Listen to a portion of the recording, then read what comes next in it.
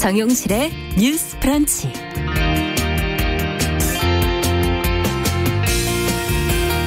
안녕하십니까. 아나운서 정용실입니다. 제72주년 4.3 희생자 추념식 중계로 오늘은 조금 늦게 시작합니다. 아픔을 치유로, 4.3을 미래로, 세상을 평화로 올해 추념식의 주제였는데요. 매년 4월이면 돌아오는 제주의 아픔. 좀 모두가 공감하고 우리가 진실을 바라보면서 진정한 치유의 길로 나가길 바라면서 4월 3일 금요일 뉴스 브런치를 시작하겠습니다. 네, 정우실의 뉴스 브런치 금요일 순서는 오늘 정보센터 뉴스를 듣고 시작을 해보도록 하겠습니다. 먼저 연결하겠습니다. 코로나19 국내 누적 확진자 수가 10,000명을 넘어섰습니다. 중앙방역대책본부는 오늘 0시 기준 코로나19 신규 확진자가 86명 늘어 누적 확진자 수가 총 1062명으로 집계됐다고 밝혔습니다. 정부는 앞서 소득 하위 70% 가구로 발표한 긴급 재난지원금 지급 대상 지침을 오늘 오전 발표합니다. 정부가 코로나19 사태로 경쟁력 있는 기업이 일시적 유동성 부족으로 문 닫게 하는 일은 없도록 하겠다고 거듭 강조했습니다. 정세균 국무총리는 모든 입국자에 대한 자가격리 의무화 시행 이전에 입국한 사람들이 아직 사각지대로 남아있다며 그분들이 정부의 권고를 무시하고 지역사회와 접촉하지 않도록 지자체에 적극적인 대응이 필요하다고 말했습니다. 러시아 주재 한국 대사관은 현지 시간 2일 러시아에서 귀국하지 못하고 있는 교민들을 운송하기 위해 오는 7일 모스크바발 인천행 특별 항공편을 운항하기로 러시아 연방항공청 등 관련 기관과 협의했다고 밝혔습니다. 미국에서 코로나19 확산을 막기 위한 자택 대피 명령이 확대되면서 거의 모든 미국인이 그 영향권에 들게 됐다고 CNN 방송이 보도했습니다. 일본에서 코로나19 신규 확진자 수가 또다시 일일 최다 규모인 274명으로 확인됐습니다. 일본 전역의 확진자 수가 200명을 넘긴 것은 지난달 31일과 어제에 이어 오늘로 사흘째입니다. 우리나라 외환 보유액이 지난달 89억 달러 넘게 줄어들어 글로벌 금융위기 이후 최대폭 감소를 기록했습니다. 특히 유가증권 감소폭이 큰 것으로 나타났습니다. 개인이 세액공제와 노후자산 확보를 위해 가입하는 연금저축 상품의 수익률이 지난해 플러스로 전환됐습니다. 연금저축펀드의 수익률이 가장 높았고 생명보험과 손해보험에서 판매하는 연금저축보험 수익률은 2%를 밑돌았습니다. 지금까지 라디오 정보센터 조진주였습니다.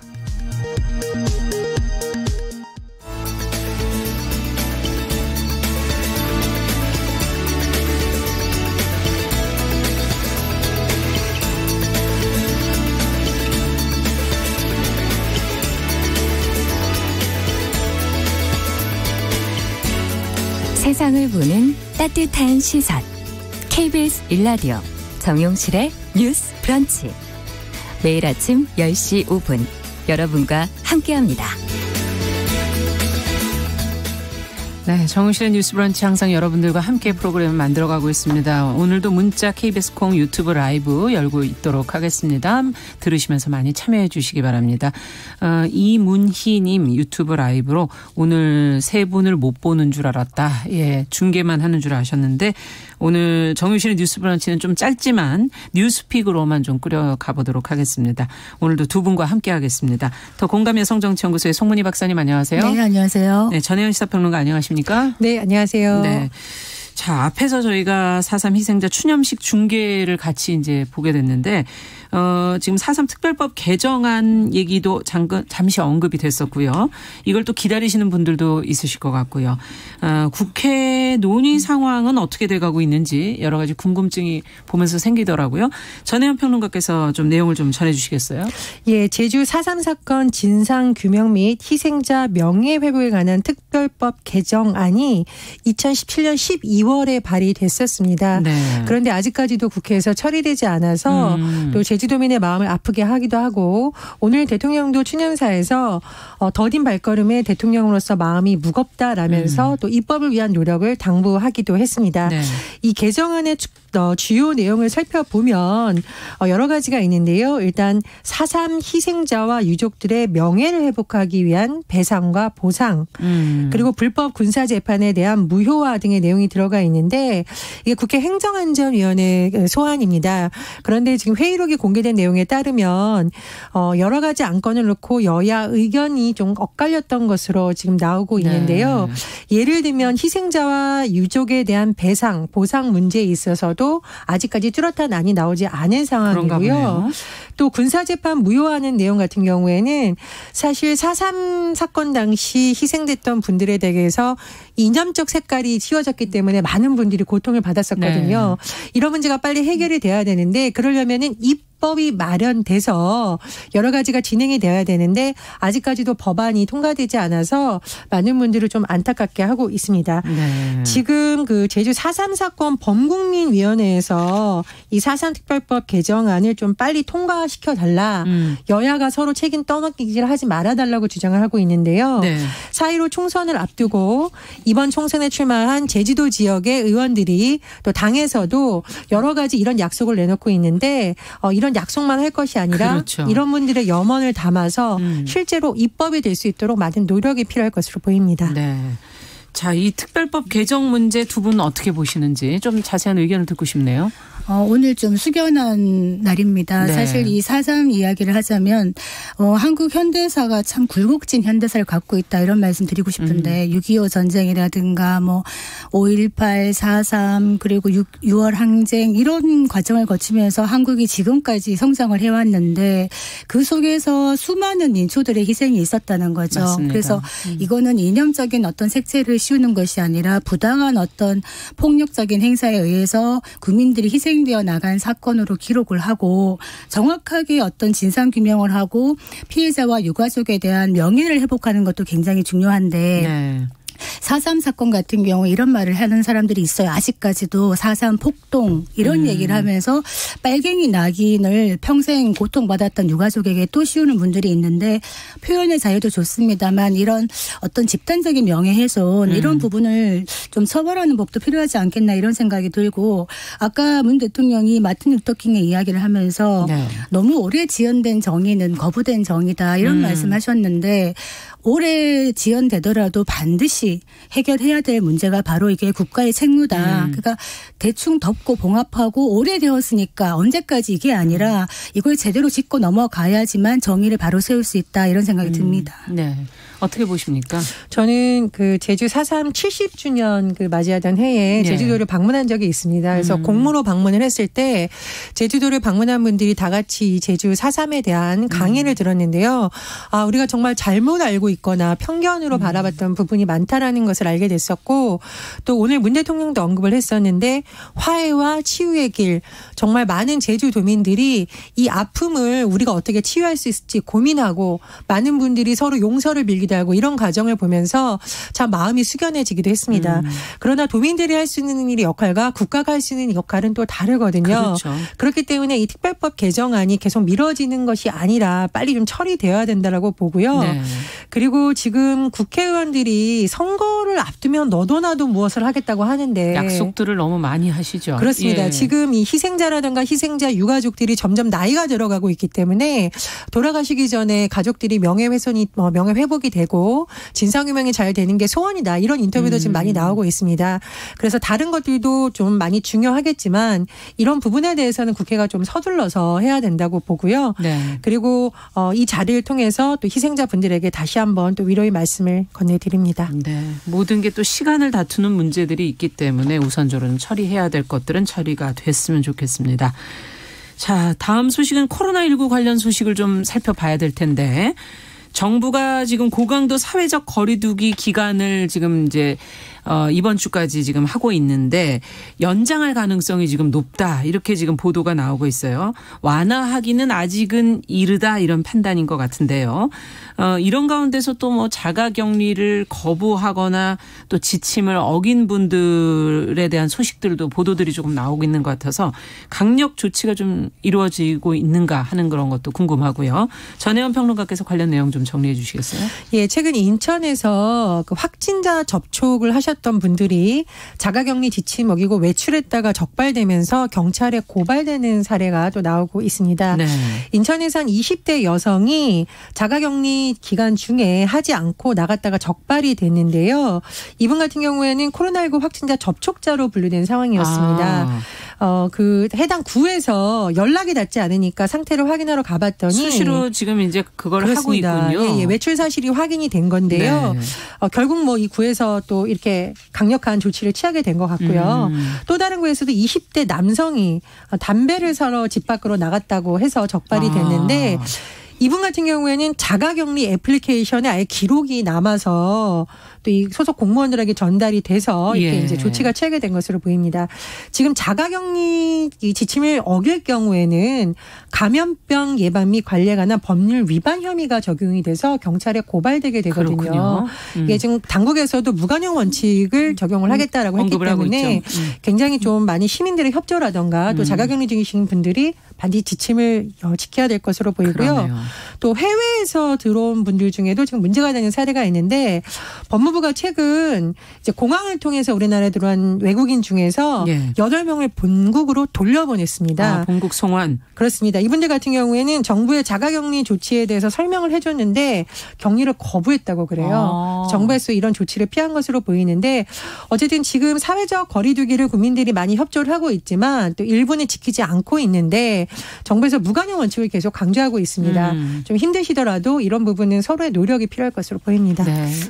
그 아까 말씀하신 담배 사러 나갔다는 분 있잖아요. 기사를 살펴보니까 2시간 이상 나가 있었다고 나온다는 겁니다. 그러니까 이제 이렇게 말하자면 담배 사러 나가도 안 되는 것이고요. 내가 아무리 답답해도 바깥 바람 쐬러 나가도 안 되는 겁니다. 제가 어제 지인하고 통화를 했는데 그 이제 자녀가 유학 중이었다가 돌아왔어요. 이번에 가서 바로 자가격리를 시작했거든요. 근데 아직 자녀가 어립니다. 어린데도 어떻게 하고 있느냐 물어봤더니 집에 방 하나를 주고 방 안에서도 마스크와 장갑을 끼게 하고요. 아예 문 밖에를 못 나오게 하고 식사 때마다 식판으로 밥을 들여다 주면서 지금 일주일째 그렇게 하고 있고 이제 일주일 더 남았다 이렇게 얘기를 하는데 이렇게 더 어린 아이들도 철저하게 자가격리를 하고 있다 이 말씀 드리고 내 행동이 공동체에 위해를 줄 수 있다. 확진자 판정을 받거나 자가격리 중에 나가서 이렇게 움직이시는 거는 정말 위험한 행동이다. 다시 한번 말씀드립니다. 최근에 왜 해외에 갔다 온 그 발레 전공하는 학생과 선생님 사례 굉장히 화제가 됐었잖아요. 공항에 도착했을 때부터 자가격리 수칙을 지키기 위해서 굉장히 노력을 했었고 그래서 선생님은 뭐 양성 판정이 나왔지만 같이 지냈던 학생들 모두 또 음성이 나오기도 하고 정말 다행이네요. 많은 분들에게 이 사례가 모범 사례로 꼽히고 있습니다. 그래서 불편한 점이 있겠지만 지금 시기에는 또 많은 국민들의 노력이 필요할 것 같습니다. 이 지금 사회적 거리두기를 언제까지 연장해야 되냐에 대해서도 좀 의견들이 있는 것 같아요. 올해 시간이 지금 되니까요. 오래 걸리다 보니까 그러면은 이 사회적 거리두기를 언제까지 연장해야 되느냐를 갖고 그러면 이걸 조금 완화해야 되느냐. 지금 경제도 많이 위축되고 있고 사람들도 많이 지쳐간다. 이런 의견도 있는가 하면 지금 집단 감염이라든가 해외 유입에서 또다시 증폭되는 면이 있기 때문에 당분간은 더 강화된 사회적 거리두기 해야 된다. 이런 의견도 있어서 이 부분에 대해서도 정부가 좀 지침을 빨리 내줬으면 좋겠다 이런 생각이 듭니다. 네. 무엇보다 어쨌든 시간을 이렇게 서로가 노력하는 것이 시간을 조금은 앞당길 수 있지 않을까 하는 그런 생각도 들기도 하네요. 자, 정유실의 뉴스 브런치 더 공감 여성정치연구소 송문희 박사 전혜연 시사평론가와 함께 뉴스픽 진행하고 있습니다. 자, 총선도 이제 2주 앞으로 다가오고 있기 때문에 총선 관련 소식도 좀 짚어보겠습니다.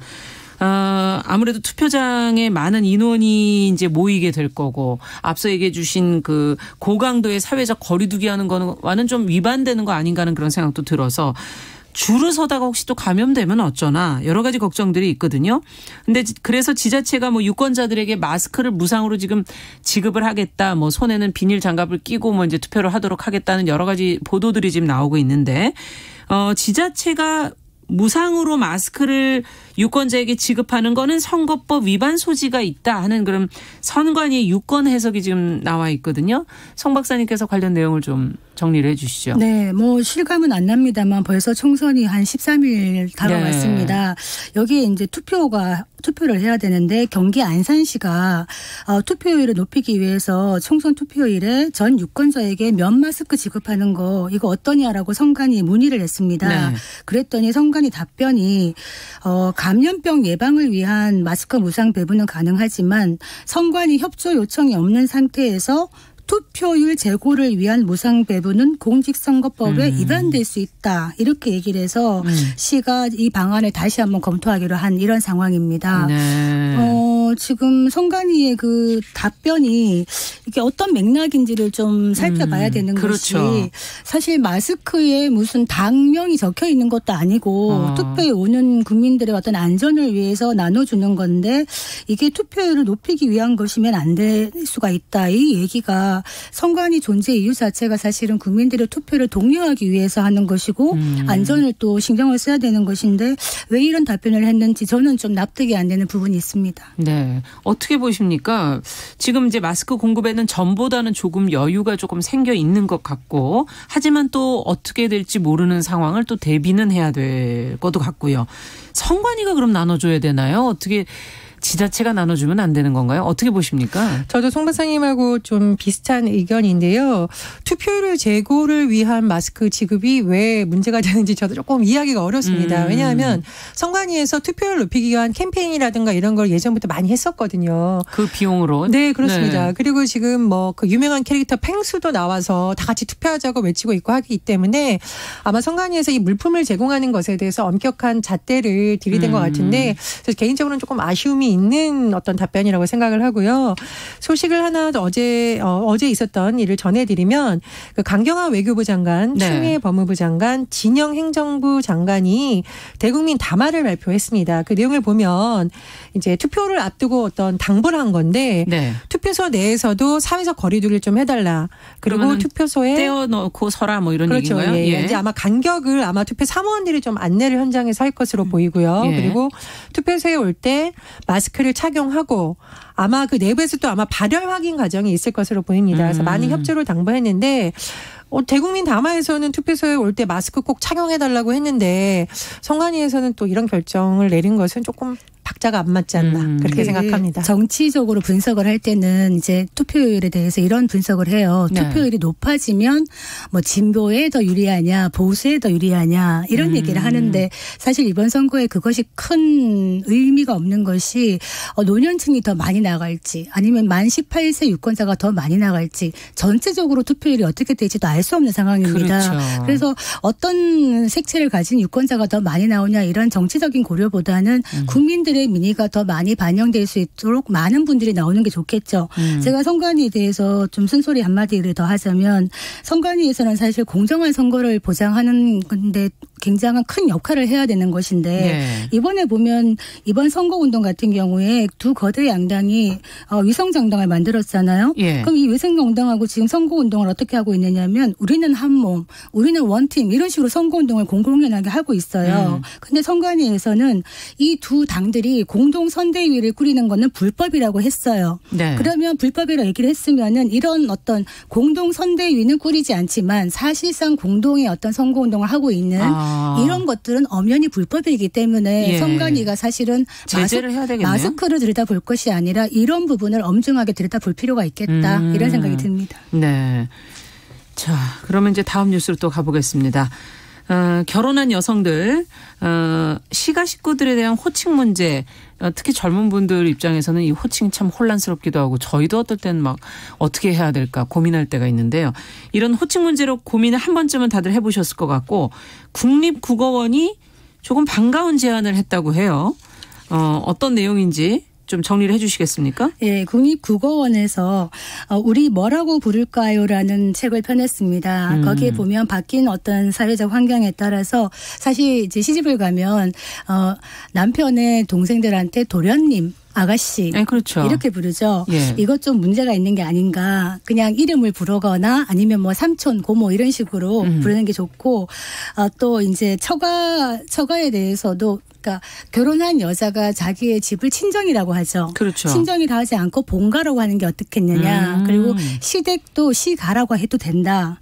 이렇게 얘기를 하고 만약에 배우자 동생이 나보다 나이가 많았을 때 동생님, 처남님, 처제님 이렇게 부를 수 있다고 지금 얘기를 하고 있습니다. 예. 그리고 외할머니, 친할머니 이런 걸 없애서 그러면 외할머니는 바깥에 있는 할머니냐. 그게 아니라 어디 무슨 동 할머니 이렇게 해라. 지역을 붙여서. 이렇게 공고를 하고 있습니다. 네. 뭔가 남녀 간의 어떤 평등한 그런 의식 이런 것들이 좀 언어 안에 이면에 지금 깔려 있는 거 아닌가 하는 그런 생각도 드는데 두 분은 어떻게 보셨어요? 어떻게 부르고 계세요? 뭐 저는 여기에 거의 맞춰서 진행이 되고 있는 것 같은데요. 바람직한데요. 제가 근데 이제 호칭이 굉장히 사실은 사회의 어떤 의식을 드러내는 한 단면으로 볼 수 있죠. 그래서 차별적인 용어 그리고 특히 저는 뭐 본가 친정 이 용어에 대해서 이번에 굉장히 잘 잡아줬다고 생각을 합니다. 그리고 친할아버지, 외할아버지 구분하는 것도 사실은 뭐 외국에선 전혀 구분하지 않거든요. 그렇죠. 그래서 이번 기회에 한번 생각해 볼 수 있는 좋은 계기라고 생각합니다. 이 호칭이라는 게요. 참 재미있는 것이 호칭이 편하지 않으면 사람 관계도 머쓱해져서 잘 보게 안 되고 이런 경우가 좀 있거든요. 이제 저희 같은 경우에는 이제 여동생이 결혼을 했는데 제부가 나이가 이제 저보다 많은 겁니다. 네. 저희 남편보다도 많고 이런데 제부가 당연히 처형 형님이라고 해야 되는데 말을 안 하는 거예요, 호칭을. 그래서 한 몇 년 동안 굉장히 썰렁했어요, 집안 분위기가. 예. 그래서 내가 물어봤죠. 제부한테 어느 날 왜 말을 안 하느냐 그랬더니 뭐 처가 족보는 땡땡 족보다 한다. 중요하지 않다. 이렇게 얘기를 하길래 한바탕 크게 한번 하고 그 다음 해부터는 형님 처형을 시작하면서 집안 분위기가 그나마 많이 좋아졌어요. 그러니까 제가 말씀드리는 거는 호칭이라는 거는 어떤 인간관계를 규정 짓는 굉장히 중요한 건데 그렇죠. 지금 도련님 아가씨 뭐 이런 얘기를 왜 하냐면 이 결혼과 동시에 굉장히 시집 중심적으로 많은 것들이 움직인다. 지금 이제 미혼 여성들이 비혼이 늘어나고 있는데 얘기를 물어보면 그 이유 중에 또 하나가 있는 것이 결혼을 하면 남편하고 결혼을 하는데 엄청난 패키지로 시집이라는 부담감이 다가온다는 겁니다. 네. 그 패키지 속에는 며느리로서의 의무가 들어가 있다. 그러니까 남편 같은 경우에는 결혼을 하면은 무슨 서방 이렇게 장인 그렇죠. 장모님이 100년 손님처럼 대접을 하죠. 근데 저도 결혼을 하니까 어느 순간 갑자기 애미야라고 부르시더라고요. 근데 제가 무슨 애미인지 행랑 어머니인지 그런 생각이 좀 들어서 예. 어떤 호칭이 굉장히 중요하다 이런 생각이 듭니다. 네. 저는 이제 비급 며느리라는 그 다큐멘터리형 영화로 굉장히 유명해지신 그 부부의 인터뷰 내용을 최근에 봤는데요. 간단합니다. 그러니까 시댁에 갔을 때 왜 쩔쩔매야 되는지에 대해서 문제의식을 갖고 있더라고요. 그래서 그분이 강조한 것은 서로에 대한 존중 그걸 계속 강조를 하시더라고요. 그래서 호칭도 그렇고 문화도 그렇고 서로에 대해서 존중하고 서로가 다른 문화에서 가족이로 결합된 거잖아요. 그렇죠. 그 부분을 좀 이해해 준다면 그런 것도 좀 더 편해지지 않을까 그런 생각이 들었습니다. 그러네요. 그러니까 지금 뭐 세계의 언어가 207개 언어가 있대요. 근데 그 중에서 너라는 말을 쓰지 못하게 하는 게 7개 나라가 있다 그래요. 그 중에 이제 한국, 일본, 인도네시아, 베트남, 태국이 이렇대요. 예. 왜 너라고 못하느냐? 당신 공손하지 못하다고 생각한다는 겁니다. 그래서 만약에 우리가 너라고 말할 수 있고 씨라고 말할 수 있다면은 이런 관계가 많이 줄어들 텐데 그런 문화적인 것도 있는 것 같고 저는 호칭보다 중요한 거는 생활이다. 이를테면은 생활 속에서 뭔가 평등한 생활이 이루어지지 못한다면은 뭐 네. 호칭의 문제는 부수적인 게 아닌가 이런 생각이 들어서 명절 같을 때 그 시어머니들 얘기 들어보면 우리 딸은 빨리 오는 게 좋고 우리 집에 우리 며느리는 천천히 갔으면 좋겠고 예. 엄마들부터 생각을 바꿔야 되지 않겠나 이런 생각이 듭니다. 그것부터도 조금씩 배려를 서로 해준다면 좋을 것 같으네요. 자, 지금 끝으로 저희가 정부가 긴급 재난지원금 기준을 발표를 하고 있습니다. 올해 3월에 건강보험료를 기준으로 소득 하위 70% 가구에 긴급 재난지원금을 지급한다고 하는데 또 이에 따라 직장 가입자를 기준으로 본인 부담 건강보험료가 4인 가구는 한 23만 7천 원 이하인 경우 재난지원금을 받을 수 있게 되고요. 구체적으로는 신청 가구원에 부과된 올해 3월 기준 본인 부담 건강보험료를 모두 합산해서 그 금액이 소득 하위 70%에 해당이 된다면 지원 대상이 된다는 소식도 많은 분들이 지금 뭐 관심이 많으셔서 저희가 끝으로 알려드리면서 이 시간 마무리하도록 하겠습니다. 오늘도 벌써 끝내야 될 시간입니다. 두 분 감사합니다. 감사합니다. 네, 전혜연 평론가 더공감여성정치연구소 송문희 박사님과 함께했습니다. 정용실의 뉴스브런치 금요일 순서는 짧게 여기서 마치도록 하겠습니다. 저는 주말 잘 보내시고 다음 주 월요일 10시 5분에 찾아뵙겠습니다. 감사합니다.